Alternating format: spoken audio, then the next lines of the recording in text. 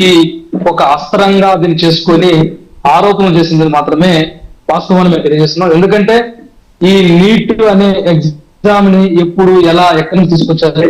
2012లో Congress party ఉన్నప్పుడు తీసుకురావాలని ప్రయత్నాలు చేస్తే అప్పుడు ఆగిపోతే, మళ్ళీ 2013లో తర్వాత 2015లో వస్తే మళ్ళీ సుప్రీంకోర్టు అక్కడ పేపర్ లీకేజ్ జరిగితే సుప్రీంకోర్టు రద్దు చేయడం జరిగింది.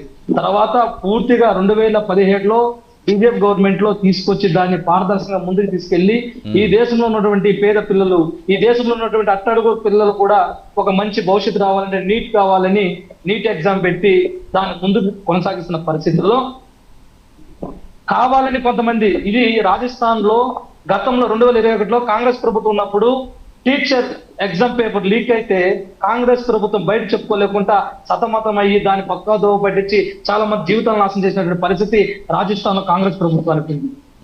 ఇక్కడ పేపర్ లీకేజ్ అయితే ఆ తప్పుని ప్రభుత్వం ఒప్పుకొని వెంటనే సిబిఐ దర్యాప్తు చేసి ప్రతి పేద పిల్లవాడికి కూడా, చదువుకునే ప్రతి విద్యార్థికి కూడా అన్యాయం జరగకూడదని దర్యాప్తు చేసి తొందరలోనే ఎగ్జామ్ కూడా కండక్ట్ చేస్తామని గర్వంగా చెప్పుకున్నటువంటి ఏకైక ప్రభుత్వం మా భాజపా ప్రభుత్వం.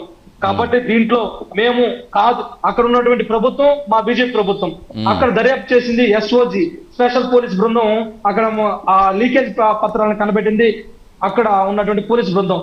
అక్కడ మా ప్రభుత్వం అనుకుంటే, మా బీజేపీ అనుకుంటే బయటికి రాకుండా నొక్కి పెట్టి ఈ దేశంలో లీకేజీ లేదని చెప్పి ఎగ్జామ్ కండక్ట్ చేసి మా ప్రభుత్వం చాలా గొప్పదని చెప్పి భుజాలు తడుకునేటువంటి కాలరెగేసుకున్నటువంటి పరిస్థితి మాకు ఉన్నప్పటికీ కూడా ఏదో దేశంలో ఉన్నటువంటి ఏ విద్యార్థి కూడా అన్యాయం చేయకూడదని ఒకే ఒక ఉద్దేశంతో మేము దాన్ని బయట పెట్టి సగౌరవంగా వాళ్ళకి మళ్ళీ ఎగ్జామ్ పెడతామని మీరు చెప్తుంటే, లేదు ఇది 90 సార్లు అంటున్నారు. 90 సార్లు ఎన్నిసార్లు అయింది?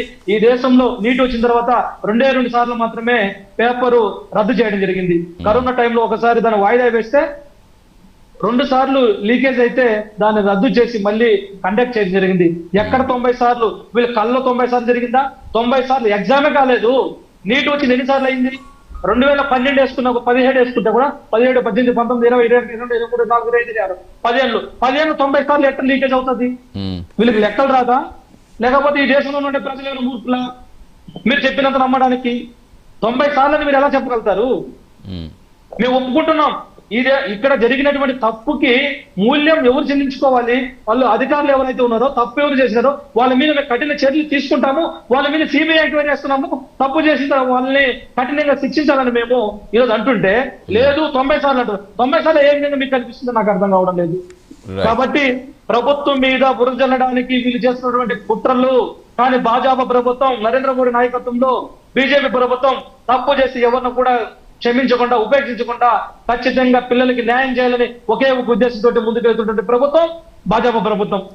కాబట్టి అపోహలు కూడా ఎవరు ప్రజలు కూడా నమ్మే పరిస్థితి లేదని మేము తెలియజేస్తున్నాం. రైట్ అండి. ఎస్ బాలు గారు ఏం చెప్తారు? ఇప్పుడు ఎవరి తప్పు ఎవరిదైనా విద్యార్థుల భవిష్యత్తు, విద్యార్థులు మాత్రం చాలా ఇబ్బందులు పడ్డారు ఇప్పుడు. అంటే కేంద్రంపై కావాలనే మీరు ఇది ఒక అస్త్రంగా ఉపయోగించుకుంటున్నారా?